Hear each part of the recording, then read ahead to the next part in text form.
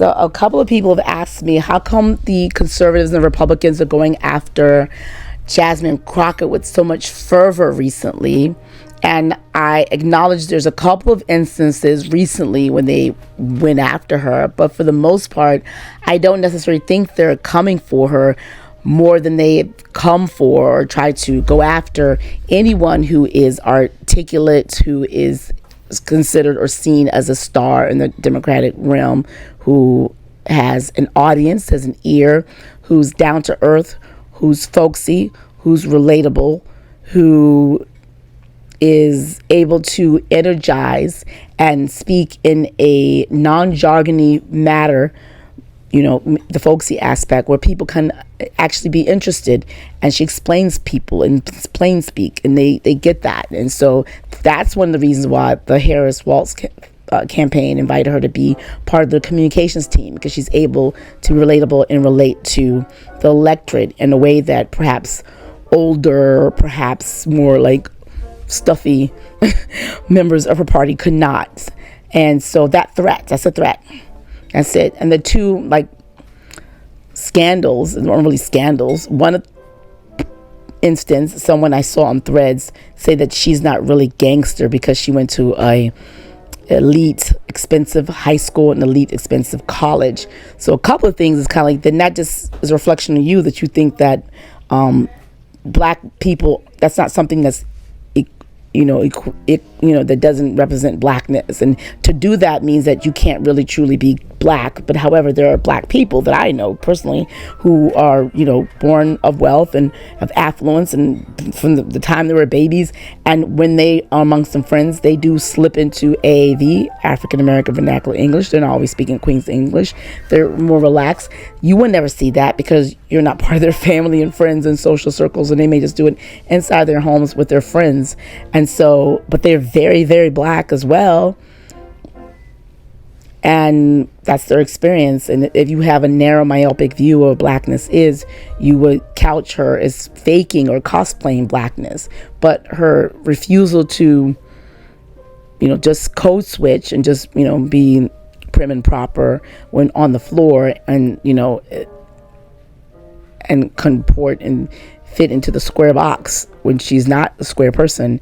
And that's part of the appeal. The same way some people like Donald Trump, and they say, let's just Donald being Donald. They like that he's goofy. They like that he has a really short vocabulary span, and they like that he's not articulate and he's just awkward because they see him and themselves, I guess. Who knows? But that appeal of Donald Trump being like, boo. I'm not saying that she's the same way, but the whole thing is that you like, a lot of MAGAs love him because of that. So it's a similar thing with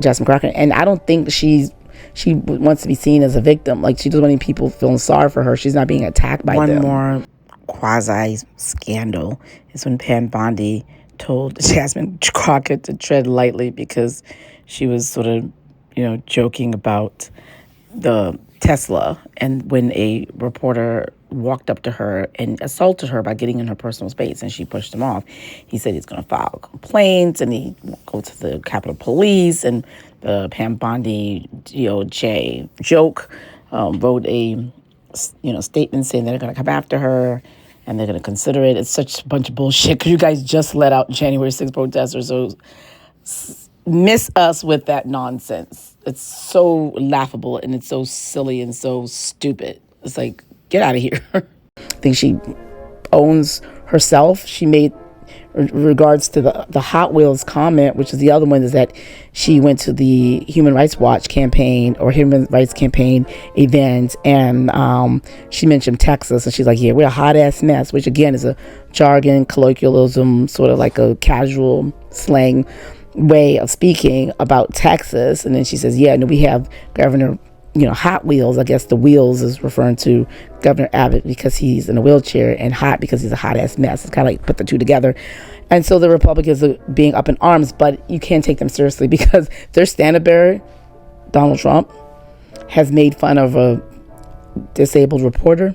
He called Joe Biden Sleepy Joe. He's called a lot of black legislators. He questions Maxine Waters' IQ. He calls her low IQ. He said lots of things. I did a whole video about all the different ways that he kind of like degrades and maligns women and people of color. He called, what's her name? Elizabeth Warren low IQ. So he has a pattern. And then also the right are notorious for using really horrible names to refer to people on the left. So who cares what y'all think? They're going to try to censor her, but it means nothing. And no one cares, but you all do. It's like faux rage. So they're not really attacking her. She's not a victim. I'm going to invite her to my channel. And because some people sometimes call me her because I'm a black woman. I speak in colloquialism, you know, AAV. I try to be like, help people understand things from a non-jargony sort of standpoint. We have similar complexion and legal, and that's enough for folks that meet the analogy. So I'm like, I'm going to invite her on my show, on my channel, and have her answer for herself whether or not she feels like she's being targeted by them. Look for that video soon, coming soon to a channel next to you, near you. What do you think? What are your thoughts? Yeah, so I think she's just... And what the distinction between her, I could also add this, between her and maybe Elizabeth Warren or the other folks they attack, or people from the squad, even Ayanna Pressley, is that she came after them. And it's the misogynoir, the usual thing, you know, they do. Like when folks say, I've heard people call her ghetto or talk about that sort of aspect and just try to be degrading her. To me, it's kind of like have you seen your kids' TikToks? Have you watched your wife, the sounds your wife uses when she's uploading her Instagram reels? She's literally cosplaying blackness. They're literally doing digital blackface by picking those sounds because they're like the sass in it. They like the attitude in it. They enjoy it. It's fun. Every single time y'all try to look down on black culture and look at it in a negative way, it just pops off. The rest of the world's like, oh, give us some more. Like the whole Kendrick Lamar. Y'all like, there's no black performers. It's an all black halftime show. This is a mess. What did I watch? And then like, I don't know, half a second later, a day later, people from all over the world were doing the Kendrick Lamar two-step. It always backfires. So nobody's sweating them. All right. Thoughts. Let's talk low.